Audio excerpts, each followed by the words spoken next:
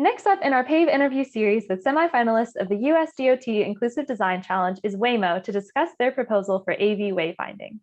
Clem, to start us off, could you just tell us a little bit about yourself? Who are you and how did you get interested and involved in accessibility technology generally? Sure, thanks so much for including me in the series.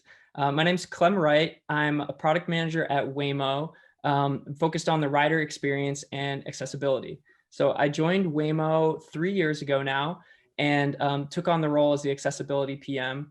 And since then, it's been really, really exciting to think about all the ways that features that we are building for users with disabilities are also impactful for our entire user base.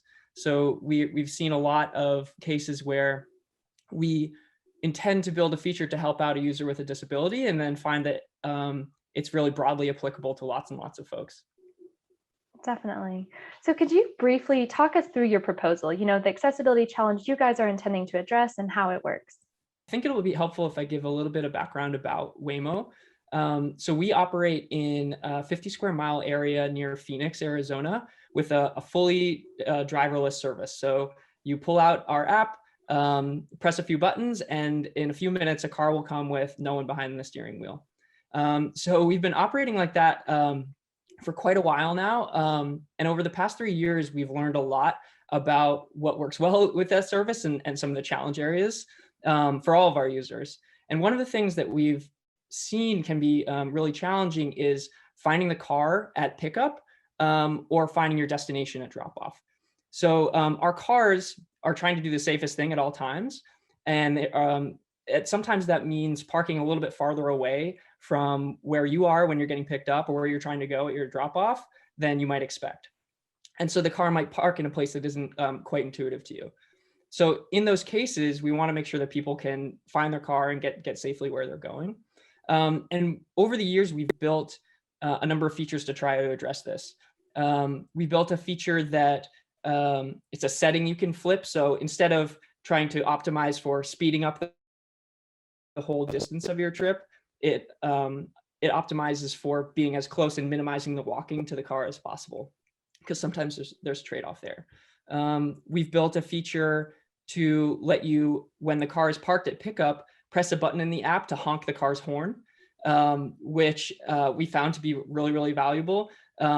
If you're a blind user and you can't see where the car is, being able to press a button in the app and hear that the car is parked nearby is really, really helpful in finding the car.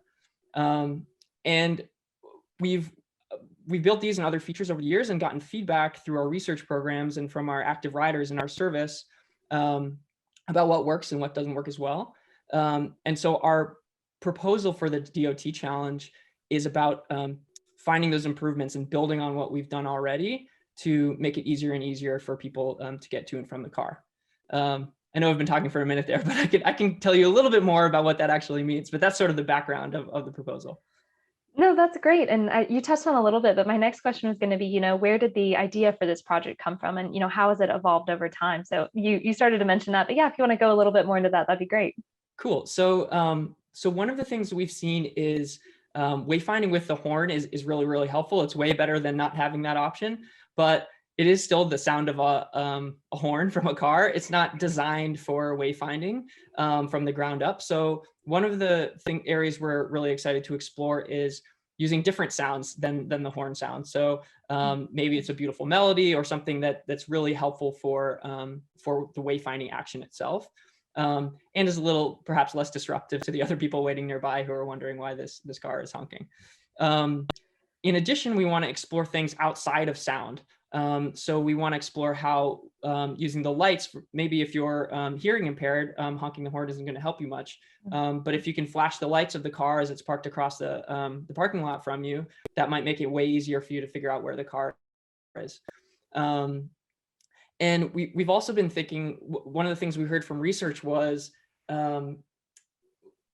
we had blind participants in a research study who, were maybe carrying a kid at the time, or of course, had their cane or were carrying groceries and they didn't always have their hands free to be pressing a button in the app. So we're trying to think about ways, can the car proactively reach out to you as a rider when they know you're close? Instead of waiting for you to say, hey, I don't know where you are, can the car say, hey, I'm over here? Can it play a sound? Can it flash its lights? and more proactively speak out to you. And then I guess sort of another big area we want to explore is, are there ways that we can make a navigation within the app even better? So we do have walking directions in the app that'll get you to and from the car. But can we explore things with haptics, with other approaches within the app itself? So the car doesn't even need to make a noise or to light up, because we've seen some people just want it to be a little bit more subtle as they're trying to find the car.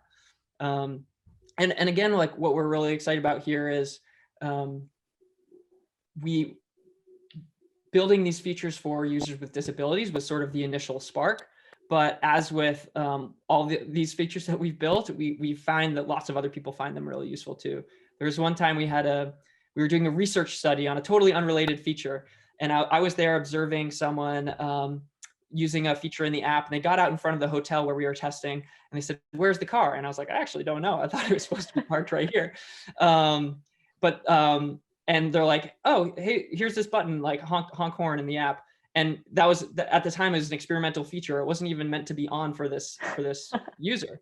And I was like, "Oh, okay." And then they press it, and the van honked around the corner, like around the hotel, like it parked in a sort of strange place.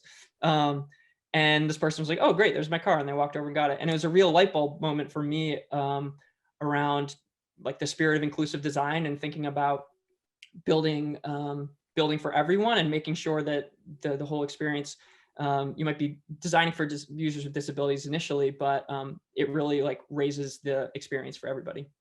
That's really great. And I know you mentioned a couple of those experiences and working with blind users and stuff, but I was curious how you all have engaged with the community of people with disabilities during the conception of this project and how that input has shaped the outcome.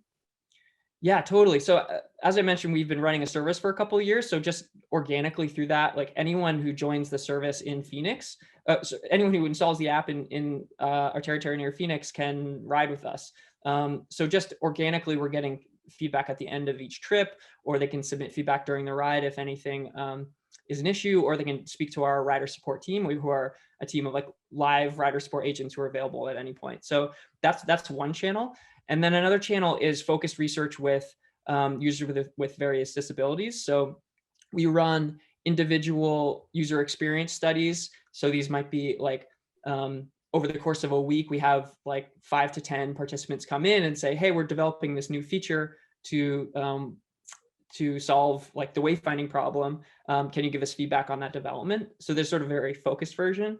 And then a third way is we've done pilots. So over a period of like 4 to 6 weeks, some things you might not get in a sort of more manufactured like lab scenario, but saying, "Okay, organically use the product over this longer period of time and let us know some of those things that have come up to you." And that's where we got some of those insights around, "Hey, I'm carrying a bunch of groceries. Can I not have to press the app all the time?" Or, "Hey, I feel a little awkward honking the horn at Costco. Can I be a bit more subtle?" So those are some examples of just like how we've gotten that through those various channels. That's great. And if you could share with our audience, what would be one important lesson that you'd say you've learned over the course of this work that you'd like people to know about? It's a big question, I know. I just feel bad because I feel like I've been maybe repetition doesn't spoil the prayer, but it really comes back to I think some people approach building accessible services as, "Hey, that there's a small percentage of the population that has this specific disability. We like those are the only people this is going to solve the problem for. Like we're building some feature to solve the problem for them." And I think while like there are larger challenges sometimes in serving users with various disabilities, I think the big sort of flip that we've had in our thinking at Waymo is like they're helping us find these areas of improvement, but then we're building the features for everyone, for all of our riders. And we really have tried to ingrain that throughout our product development process for all of our features, is thinking about like we've gotten a really good culture on the team now of people saying, "Wait, but what about these other folks? Is this working for them?" And by solving for more people, we just raise the bar for the entire rider experience and improve it for everyone. Absolutely. And I think you just kind of answered this a little bit, but one of my final questions is, what is your and Waymo's broader vision for AVs and their social impact? How does your work on this project fit into that overall vision?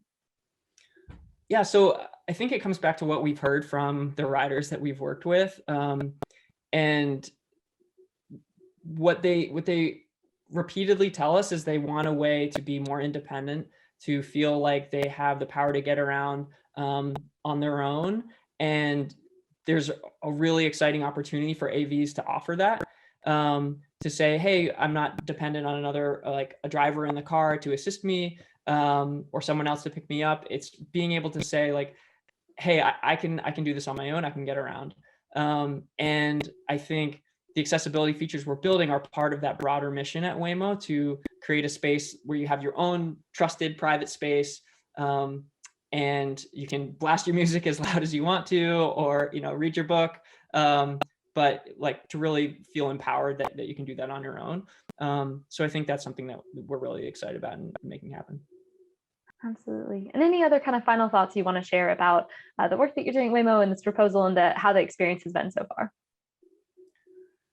Yeah, I would say it's been really great. I think one of the things I'm most excited about going forward is seeing what proposals all the other teams bring to the table. And I just think it's so great that the DOT has created this challenge and gotten so many different people involved in talking about this, because it's something that we've seen firsthand with the riders we're trying to serve. I think we're sort of on the forefront of actually having an operating service, but it's so great to have more people involved in building solutions for this. So I'm really excited about that. Absolutely. Well, thank you, Clem, for joining us to discuss your proposal, and congratulations again to you and your team at Waymo on being selected as USDOT Inclusive Design Challenge semifinalists. Thank you. Thanks so much for the time.